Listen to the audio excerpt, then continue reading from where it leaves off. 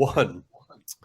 We are pleased to be joined by Brad Forsyth, a former Bill Scout for 22 years. He was with the Dolphins for a couple of years. We'll let him talk about that if he wants to. He was part of the scouting department when I was with the team up to 1993, Super Bowl 28. I have a story about that. We actually watched the championship game, the AFC championship game together. I'm glad he's nodding. He remembers that. And our Cover One fans are going to really enjoy what it takes to be a scout and the demands and the whole. Josh has a lot of questions he's gotten from fans today. So, Brad, normally I would say, hey, where are you calling from? But I already know you're calling from Littleton, Colorado, because we talked yesterday. So good to talk with you. Good to talk with you. I'm glad to see you, man. Yeah, you too. So maybe before we get started, Brad, I did ask Don right before you hopped on if he was in charge of the scouting budgets while you were an on-the-road scout.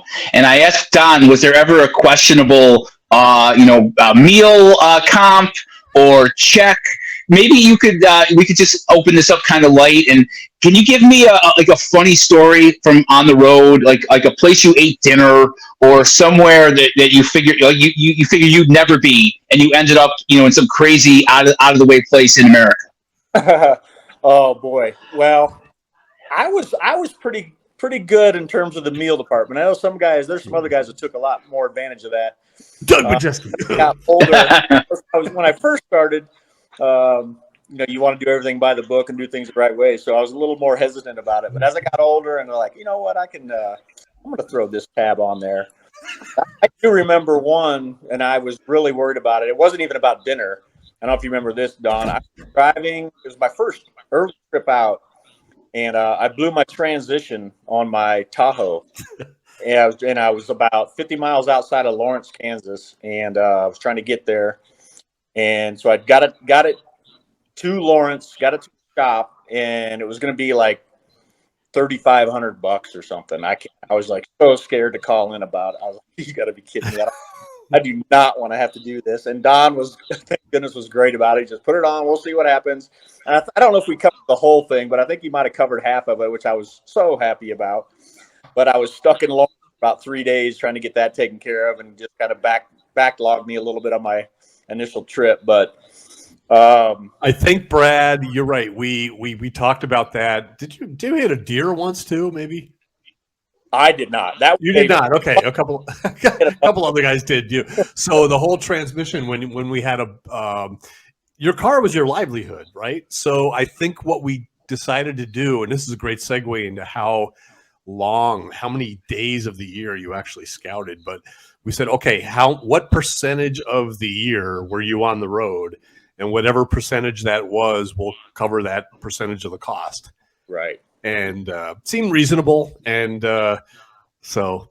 Yeah. And we're generally on the road, if you count everything up, it's 200 plus days a year that we're out on the road. So yeah, takes a toll on the vehicle, but the Bills were great about taking care of a lot of that stuff for us. So that helped a lot. Yeah, Mr. Wilson was adamant about making sure, hey, we have to find talent to stay competitive. These are the guys out there, and make sure to take care of them. Yeah, for sure.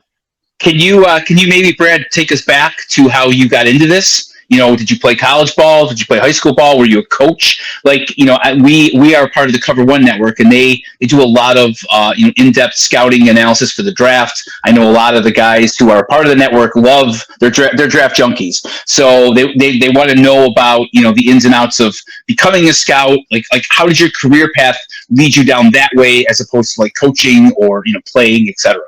Gotcha. Yeah, my dad was a high school coach. Really grew up around it. I mean, since I can remember, I was on the sidelines. I played for my dad, and then I played Division III college. I was a quarterback and receiver in college, and then I did when I was working on my master's degree in sports management. I got to coach at my alma mater, Illinois Wesleyan. So I coached for a couple of years there. My initial thought was get into sports marketing, actually, more on the business. And I actually called a lot of it is contacts, but Rusty Jones, I'm sure you guys know extremely well, is a relative. He and my mom Okay. are cousins. So I had contacted Rusty just about any internship possibilities that they might have. And I was thinking more business side because, well, I know they have scouting. And so I said, well, heck yeah, I'd love to do something like that. So he kind of got my foot in the door and got in that way. Did that for a couple summers of training.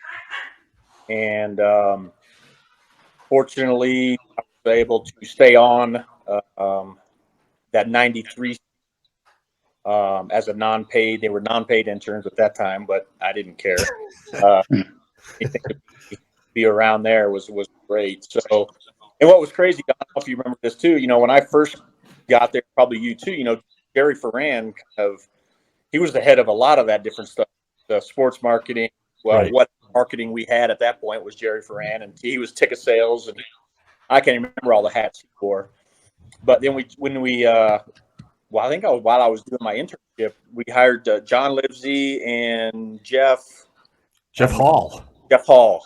Yeah. And that was like a big deal that we finally had our own marketing department. And I couldn't even tell you how many people are there now, Don. I mean, it's great. Tenfold. Yeah. At least that. Yep.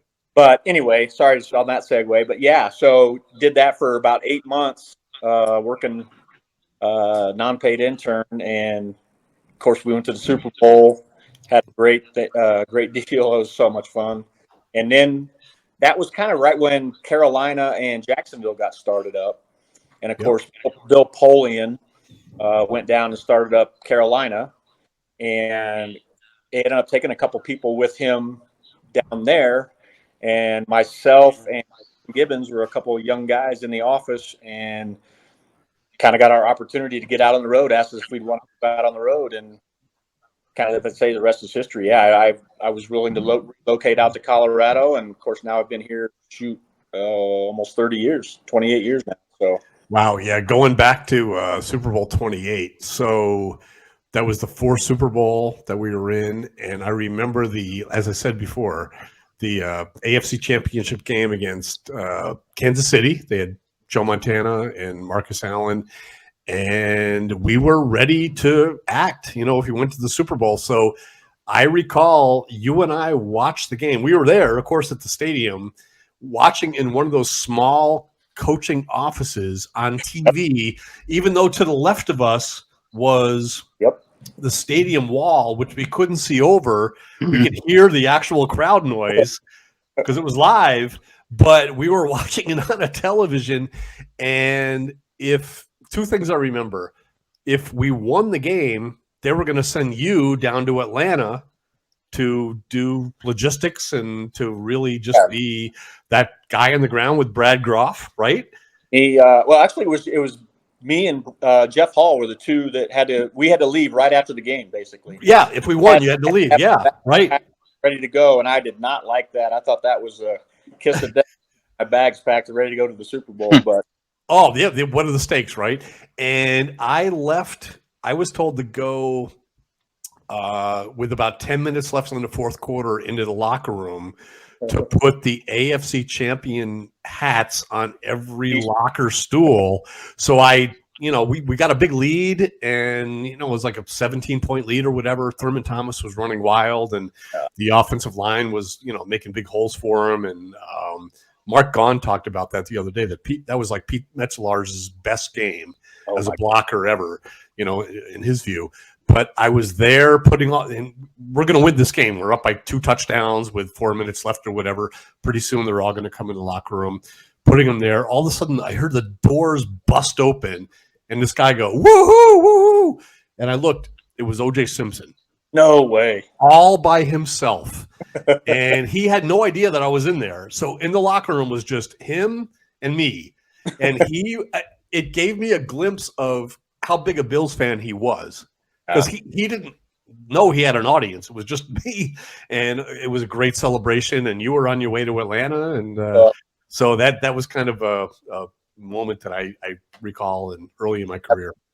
And I don't know how you felt about it. I knew for whatever reason, I got superstitious about watching the game live versus watching it on TV. So that's why I had to sit in the building to watch the game. Yeah.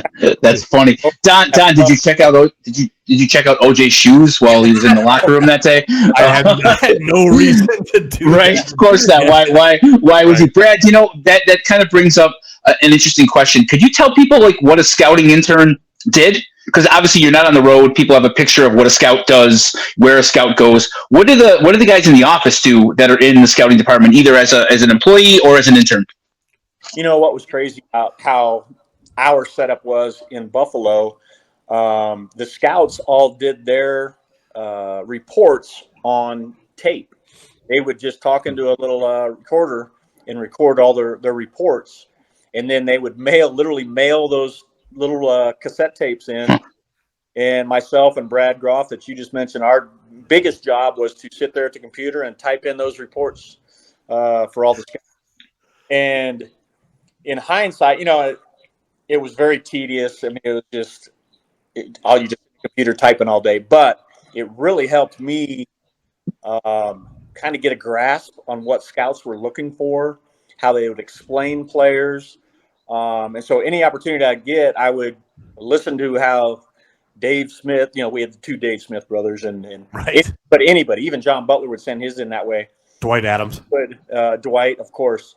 And I'd listen to what they said about a player and describe a player, and then I'd go into the other room and put a quick game on and try to watch the guy that they just explained and kind of put that into my mind of what they were looking for in a player. So that really was invaluable for me to start that way.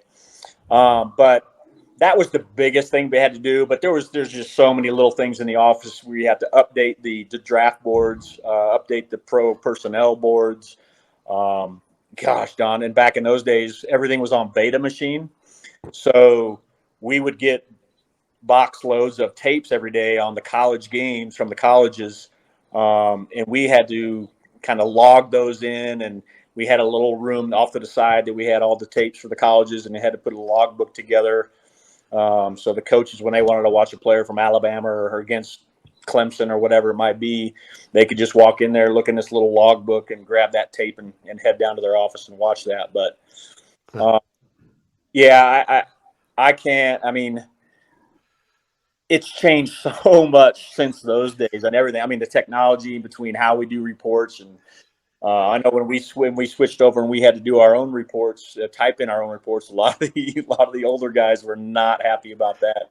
Just before we got on here, Josh was going to say, he asked me, I definitely want to ask him how the technology has changed. So we have one of the guys on our network was going to ask, he was curious as to what has changed in the technology from 1994 to 2023, or when you left in the mid 2010s. Is there anything about the job that is harder now than it was then? I don't know if I would say harder. It's just so much different, because what I really liked about it was the higher ups, John Butler, and even the coaches, the directors, they really had to rely on their road scouts back in the 90s, because they wouldn't get that video. It might be 2 months, 3 months before that video was in their hands that they could watch a game. So they really relied on the road scouts to tell them, hey, this is a guy at Montana State. You need to get up and see this kid up there. Or even a guy that was under the radar at a bigger school. Hey, this is a guy you need to come out here to Colorado and see this guy. He's not really highly rated, but you need to get your eyes on him. Whereas, like I said, we started in beta, then we went to DVDs, which was a woohoo upgrade. I mean, that was, we'd get the boxes of this stuff sent to our house too, that we had to watch and stuff too. So, and then of course, then it went to all the digital, and the digital is just amazing. So, like I said, the GM and the directors, they get the games almost instantly now. So I would say the biggest difference is they really relied on us to locate the guys initially, and now they can see that film almost instantly. So, not that they say the scouts aren't as valuable, because there's still so much you need to do as a road scout, but they have a chance to see that film instantly and decide. They can decide, well, I'd rather go see this guy than this other player or so forth. But I can't say that just the technology changed so much. It's so much easier. Your reports can be downloaded so much faster. Of course, all the conference call stuff that you can do and video calls. I know some teams even like they don't even have to come into the office for when they get ready for their draft meetings. They do it individually. Do a conference call. They have a 1 or 2 days where they give all their player information and their reports. And versus coming in having discussion, which I don't know. I didn't have to do that, but I don't know if I would like that. I want to have that back and forth with the other people that have seen that player, the other scouts and stuff. But that would be. I think that would be probably the most difficult thing for me is I want to hear what other people are talking about that player, not just what I said too. So. Yep. So as a younger scout, I've always heard that there's a strategy where they get the scouts in the room where you have meetings in November, like usually November, December. We come in December usually, yeah. Yep. And then again in the spring, the winter, a couple meetings. But when a young scout comes in, they tend to be influenced by the older scouts. So kind of the smart brass will call on the younger scout first before he's heard from the older scout, just so that they're not influenced by what they hear. Like, did that happen with you? Do you recall? Oh, absolutely. And again, that was great for me as a learning experience because, yeah, you definitely were. Here's these guys who've been scouting for 20 plus years and found all these gems. Found Don Beebe and found Andre Reed and Corbin Lucina. A lot of smaller school guys or whatever. But you really respected those guys in the room and respected those opinion, and you hadn't really heard what they had thought about a guy. So I think it was great for John Butler and Dwight Adams to put the young guys, me and Tom Gibbons, let us go first. And so we would give our true opinion on the guy, right. And not once we heard the other guy talk, say, well, I didn't think he was quite as good at this.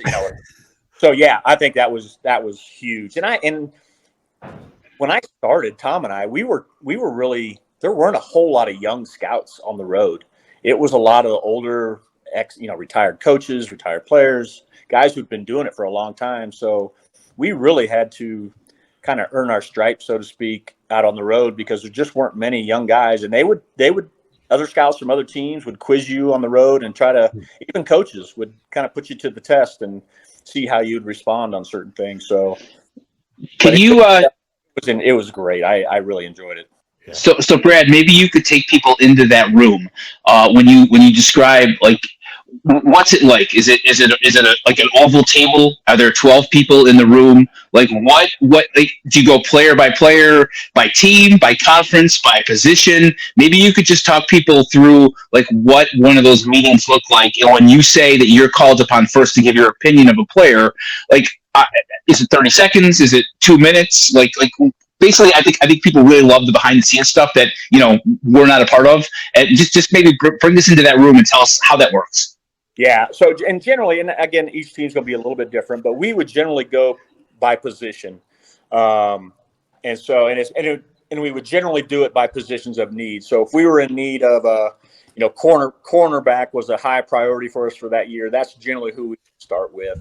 But it could vary. But you start with your corners, and then you have a preliminary board just based on the average grade of all the scouts who looked at the guy. So say he was a guy at Colorado,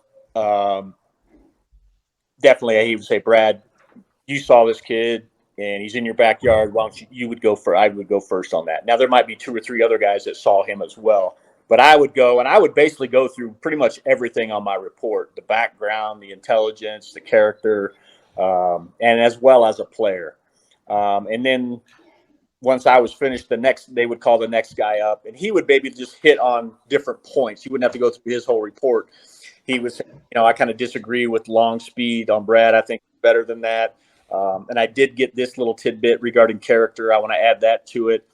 But they would just kind of fill in gaps, and we turn it down, and then we get to our director and our general manager, and obviously they would make the final decision where we want to didn't have our final grade on that guy for that point in the season. You know, we could have a December meeting. We'd have a meeting before the combine.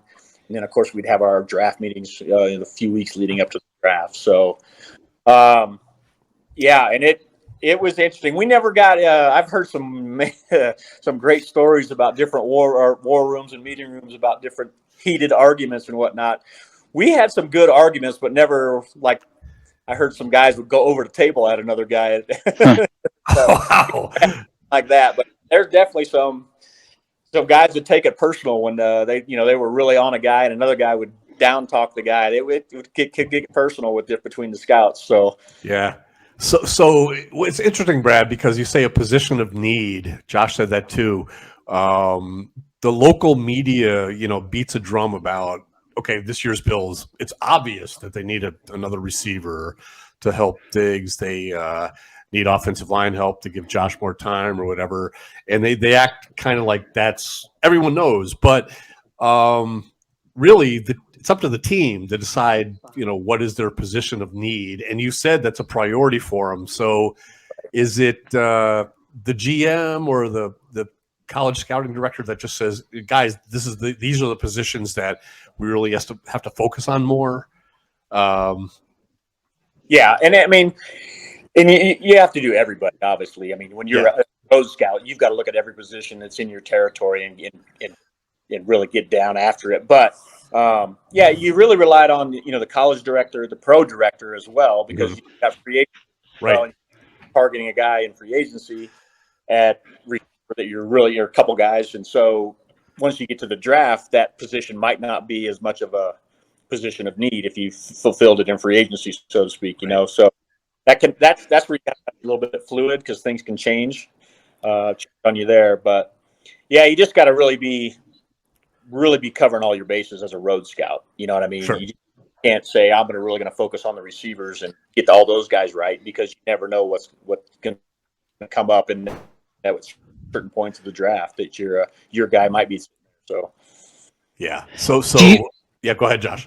Yeah, Brad, do you feel like, is there like a consensus? You know how like the media, the national media, the Mel Kippers, those guys have almost like a mock draft and kind of a narrative of where a guy should go higher or lower. Did you ever feel like that played in at all in the decision making for the team? I think I know the answer is no, but was there ever any outside noise or outside consensus that played into where a team slotted? Oh, that's okay. Yeah, we can hear you. Did you hear my question? Oh, we lost him. Oh, froze a little bit. Okay. We'll get him back. It's a great question. He might, if he's on his phone, he might just do 5G instead of Wi-Fi, because it hasn't been bad. There we go. We're getting him back. Sorry about that, guys. That's okay. We can cut that. Did you hear any of my question or no? I just got to the first part. Okay, sure. No, but I didn't know where you. Yeah, we'll start. We'll start it over. Do you? There's always a national narrative. Mock drafts. Obviously, people have made a living on mock drafts. Mel Kiper and the rest. Inside a building, is there any attention paid whatsoever to like a consensus or the national narrative of where players go? I think I know that the answer is probably no. You guys are your own entity, but sometimes there's a narrative of a guy rising or falling, at a national level. Is that at all ever a factor? You always want to say no, because you always have your own opinions as a team and an organization of where you're going to take that guy. But it is, and I'm not going to lie, because especially and Don, I don't know if you remember, Mr. Wilson would have all these magazines and that had all the mock drafts and all that stuff. And every now and then, this guy, what about this guy? They had him rated here and they had him rated here. And and it's hard not to let some of that creep in, I would say.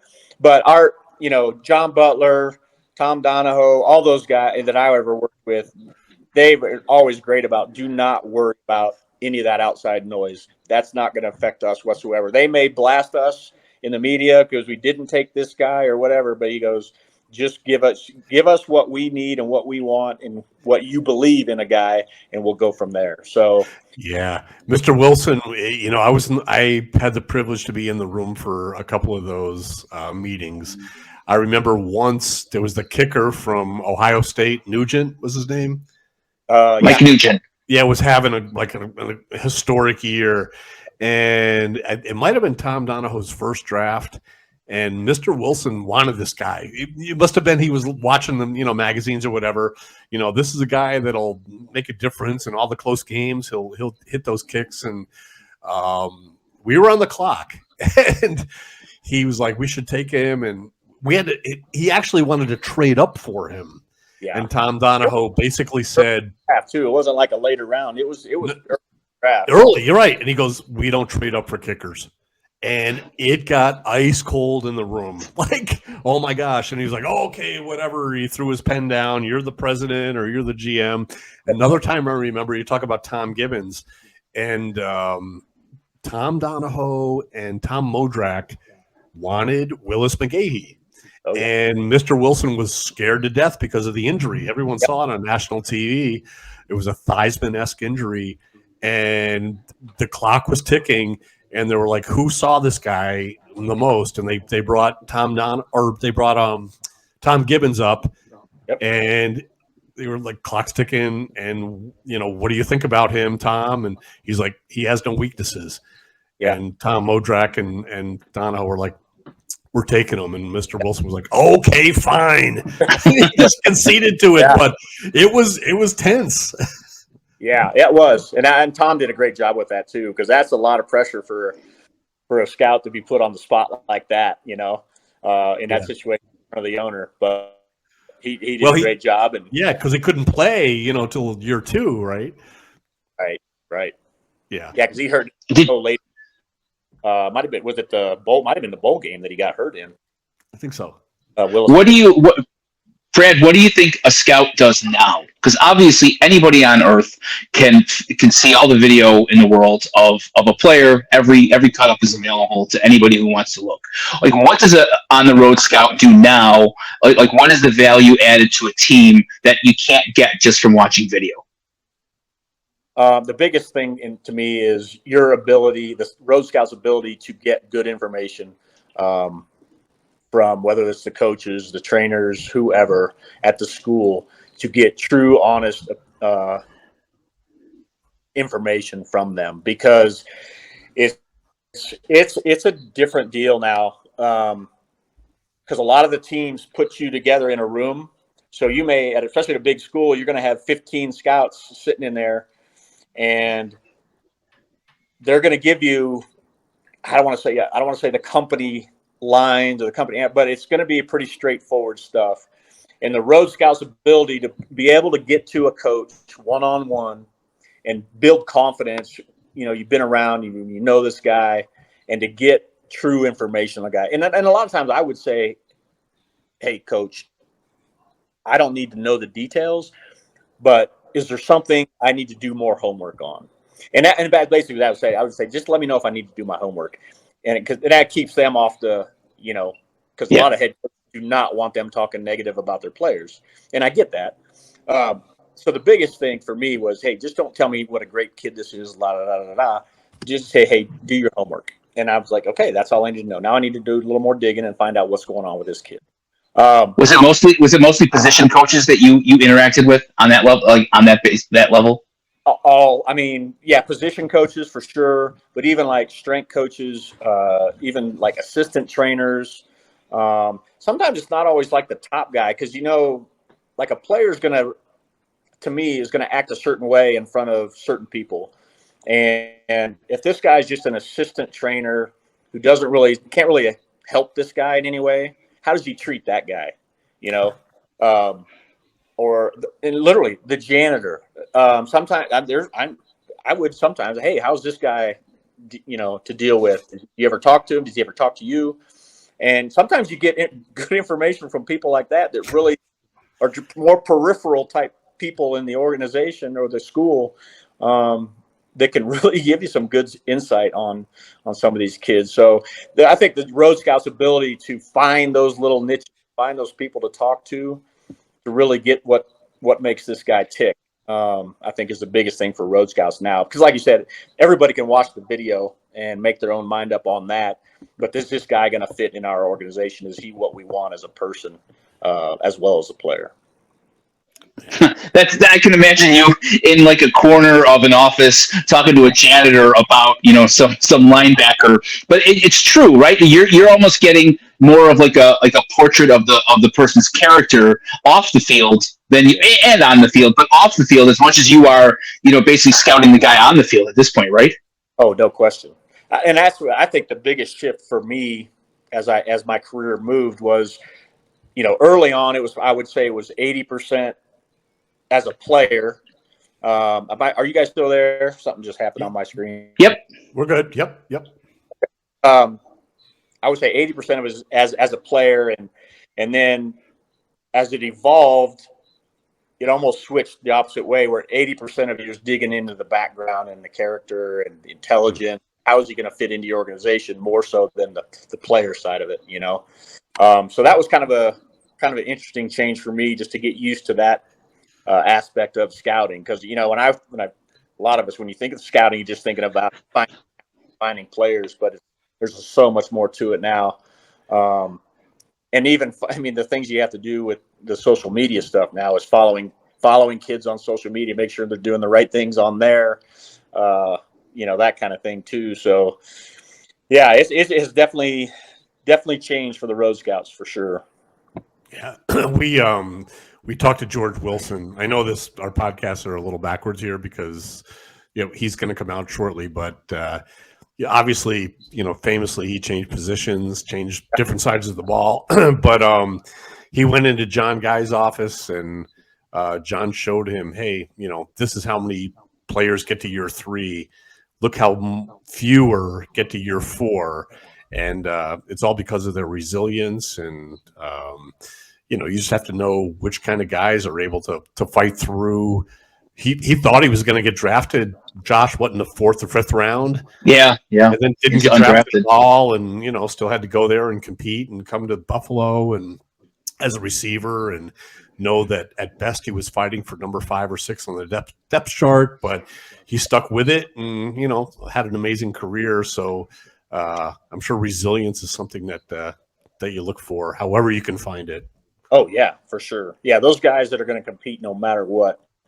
And that's another, we have all these measurement things, the 40, the vertical and all that stuff when we have these personality tests. But to me, there's another aspect for a road scout is to have that, to me, that gut instinct on to see how a guy competes and how, play after play, down after down. And the one thing I always like to do is how does he respond on the sideline, even after adversity or whatnot? Is he over there sulking on the bench, or is he up there, getting fired up, getting the other guys fired up? A lot of that different stuff that you really can't measure on a guy. That heart factor is what I always like to call it. But so much of that ends up being whether a guy makes that last cut or not, and his willingness to do whatever it is to stay on that roster. Whatever special teams. That's a huge thing, obviously, for those down the line guys, and that's where those guys that were even starters in college but wanted to play special teams, that was huge to me, because so many of those superstars stars don't want to do that, and coaches don't want them getting hurt either. But that was another always question I was asked is, hey, is this guy, if you let him, would he be playing special teams? He obviously you want that coach to say, yeah, he would be on every special team if we'd let him. So yeah, you're looking for those kind of guys. The opposite example I could think of, I was in the room. It was the 7th round of a draft, and you see the whole board there, and we're looking at 6th and 7th round picks, and a lot of names, a lot of tags on the board for guys that were still getting drafted there. But in the 2nd round, there was this one lonely name, and it was Chantrell Henderson. Oh yeah, and he had off-season issues, and CJ Leak was sitting behind me, and he was like, come on, we got to take him. And I think it was the 7th round, and he was like, I'll vouch for him. He'll be okay. And we ended up taking him. Apparently, according to the board, he had 2nd round talent, but his off-field issues, all the teams passed on him. So he was sitting there as a lonely figure, and we did take him, and he ended up starting a couple of years at right tackle and played well. And then unfortunately for him, I think he ended up with like Crohn's disease, that, you know, something totally different that ended his career shortly, but he would have been, you know, a player for a long time. But there's taking a chance on talent when all the other stuff is in question. But and I always love that with, you know, John Butler always said that there's a risk reward, and Wade would always say that too. Risk reward. And would listen to it too. Thank goodness. You know, it's at what point is that reward outweigh the risk that there is with that player, you know? Right. And not into his credit, because obviously he built some great teams with Marv Levy. You know, Marv was pretty black and white with some of that stuff, you know, with intelligence and character. If there were any red flags, he's like, we'll go find another guy. I don't want to, because those guys are going to let you down one way or another, either off the field or on the field. With those two traits, they're going to let you down. So he was like, we'll just move on. We'll find one that fits for us better. So again, just kind of philosophies on how those kind of guys would work. And it works, but you know, it works either way. But I think a lot Brad, of got moved away. I'm sorry. No. Go ahead. I'm sorry. Because when Wade kind of took over, Wade was kind of like frustrated because, well, we end up playing a lot of these guys that we knocked off the board and ended up playing well. So I want to do a little more research and have a little more discussion on some of those guys. So, and I get that side of it too. That's funny. So we got maybe one or two more kind of detailed questions before we let you go here. We had a listener, Will McDougal. He asked about the later rounds of the draft, further down the draft board. How reliant is a team on like a particular scout like you impression of a player, or do you kind of end up with more of a consensus short list of the guys like at the end of the draft, like at the 6th, 7th, and then the undrafted free agents? Like, does your input become, I guess, more important for the later round guys? Absolutely, yeah. Because a lot of times, you know, the higher ups don't have the time to look at every player, and so yeah, that's when you get into those 6th, 7th round and the priority free agents. That's where you really rely. They really rely on the road scouts and area scouts to kind of have more background and more information, and really give you more pull in those picks. Which is nice. So because the first 5 rounds generally, they're going to have the higher ups are going to have a good feel for those guys. They're going to have seen them, and we've talked about them and all that. But if we get in those later rounds, sometimes they haven't seen those guys or haven't seen much of them. So yeah, they definitely, the road scouts or the area guys. That's kind of where we get a little more excited about it, because we have more say and more pull on whether we can maybe take a guy or not. Brad, was there a player that you scouted and advocated for in the later rounds that you recall that made it, and you were like, yes, he would not be on this team if not for me kind of, you know, putting in a good word for him and finding him? I'm sure there were, but just anyone that sticks out that you recall? Yeah, I would say, and I don't even remember where we took him, Don, but Jeremy McDaniel, J-Rock, was a receiver. Yeah.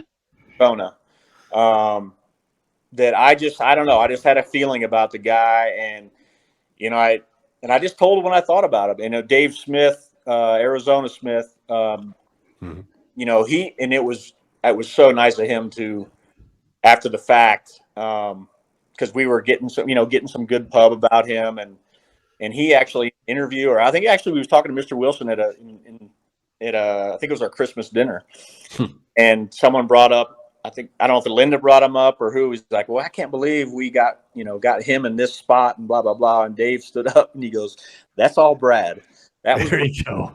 And he goes, I didn't really like him. And he goes, I'm glad Brad stood up for him because we wouldn't have him here. So, I mean, not that he was a great for us, but he did some nice things for us and had a nice little career. So, yeah, he always found himself open. He knew where to go. he found himself open. Do you guys let's say like the year Peyton Manning and Ryan Leaf came out, how much time did the Bills spend scouting Peyton Manning and Ryan Leaf, knowing there was absolutely no chance that you'd ever draft him? You do your work just because in case the crazy thing happens. But no, you don't spend a whole lot of time. I mean, extra time on those guys for sure. Too many other guys that are too valuable that are going to be sitting there for us that we're going to be worrying about. So you definitely got to do your due diligence and do your work. And we talk about them, discuss them, and put them up on the board where we would take them if we were in that position. But that's as far as it goes. You don't want to get too crazy with it because you're just wasting time, really. Yeah. So, Brad, Josh, do you have any more questions from? No. We need to do the 2-minute warning with Brad. Brad, we typically do 10 rapid fire questions, kind of off the cuff, and that's usually how we end our interview. So we'll put you through the 2-minute warning. So Don, if you wanna go ahead.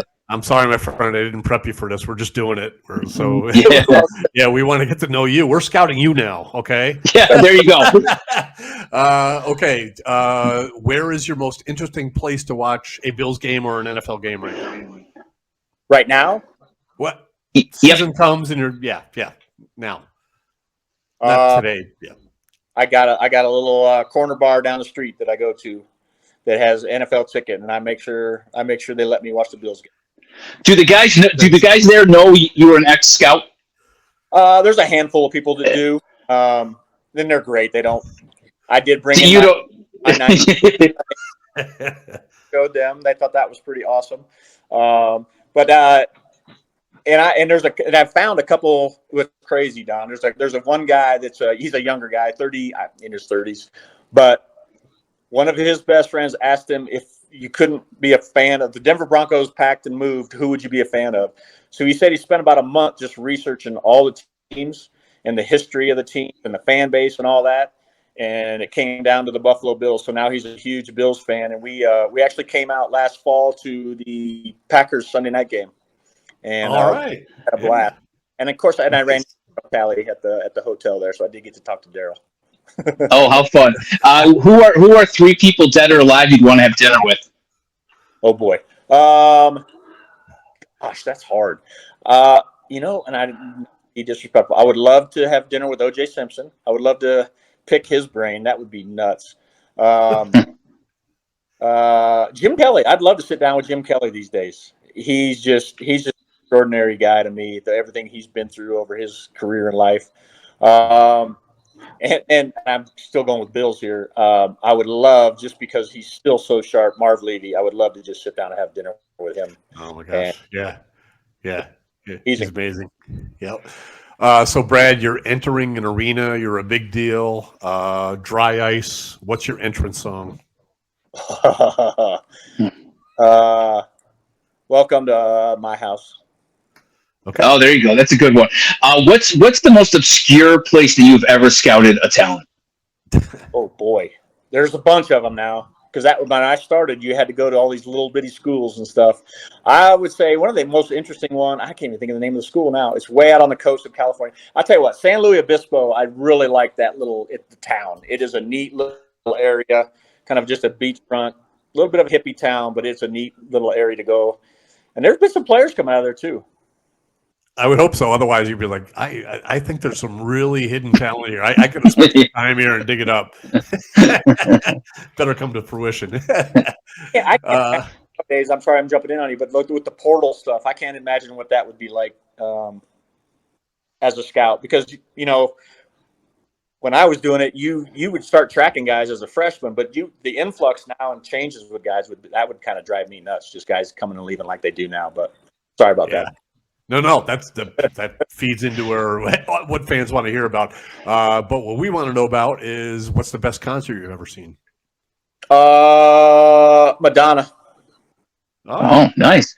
Well, what's your favorite favorite Buffalo restaurant, and what do you get there? I'm a Duff's guy. I really like Duff's, and I just go with the wing. I love a good beef on weck too. There you go. All right. Favorite cartoon growing up? That would have been Scooby-Doo. Yeah. All right. Who was your favorite coach to interact with on the road? On the road? Ooh. Yeah. Oh, golly. I'll say the most interesting one. Oh, gosh, I'm drawing a blank now. He was down at Arizona State way back. You just never knew what you're going to get with him. He could be in a great mood one day. The next day he would walk right by and you'd say hello and he would just walk right on straight, never even look. Arizona State. Okay. He would, Bruce, gosh darn it. This was in the when I first started in the mid-90s. But that's right. He would just, if he was having a bad day, he would lock you out. I mean, I'd be going into the school that morning, and the secretary would go, "I'm so sorry. Coach walked in this morning and said scouts are locked out for this week." You know, like, Oh, wow. Okay. Yeah. Jekyll and Hyde right there. So the most annoying fan base in the NFL. ooh, I'm going with the Patriots. Yeah. Always a safe answer. A couple more. Did you ever scout anybody in Hawaii? Oh yeah, yep.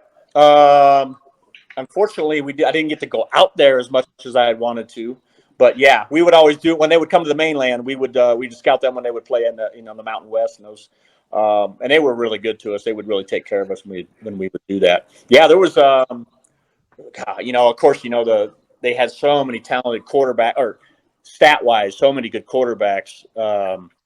It was fun to watch those guys just put up ridiculous numbers, especially June Jones in that era. But there was definitely always offensive and defensive linemen were big for them, and we had a couple linebackers that have really played well in the league too. So, yeah. Of course, they had a receiver go at first round. I can't think of his name. I think where did he go? Broncos, maybe. They've had some talent, yeah, and I wish we could go out more, but they would make go when they come to the mainland. So unfortunately, there you go. Your top 3 favorite sports movies of all time. Oh, the baseball one right now. Kevin Costner. Field of Dreams. Field of Dreams. No. Or pitcher. Bull Durham. Bull Durham, right? Well, Bull Durham is one. There's another one where he's like his focus. Oh gosh, it's for the love of the game. Okay. Love of the game. And I also like the Russell Crowe is the boxer. I can't think of his. Yeah. That one I don't know. But that was okay. I know it. I can't think of the title. Yeah. I'm gonna end the 2-minute warning here with our final question. I'm gonna go off the board and I'm gonna ask you, Brad, for a good Don Purdy story. Oh, jeez. Oh boy. I had Dandy Don. We always Amy Purdy. We thought Amy was Purdy. God, I can't even think of anything good on Don. Don was always such a good class. I don't want to say goody two shoes, but he was always so. Yeah. He knew when to let loose, which I don't think I ever got to see him really let loose. He saw me let loose, I'm sure, way too many. I got one about you, Brad. I was we were sitting at the table. It was the draft, the 2007 draft. I think it was Marv's first draft as a GM. And we were at the table, and Fran had been there for the first round. We went up to lunch. We knew it was going to be a long time before the second round pick. Yeah. And I think it was you and me and Doug Majeski were sitting with Fran Levy. And either you or Doug said, "Hey, are you going to go back down for the second round?" And she's like, "Nah, I don't think so. I'm going to go catch a movie." And of course, because she's related to Marv, we all thought it would be something heavy. And we're like, "Oh, what are you going to see?" And she's like, "Blades of Glory." We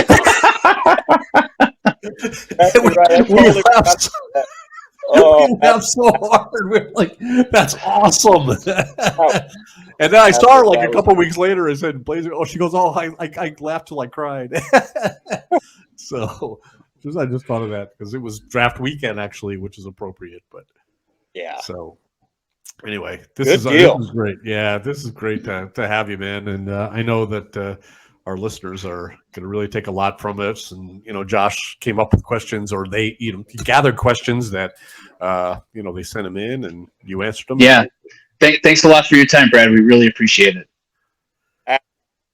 Everyone do it again. Let me know. Absolutely. We sure will. All right. Take care, buddy. All right. Thanks, Brad.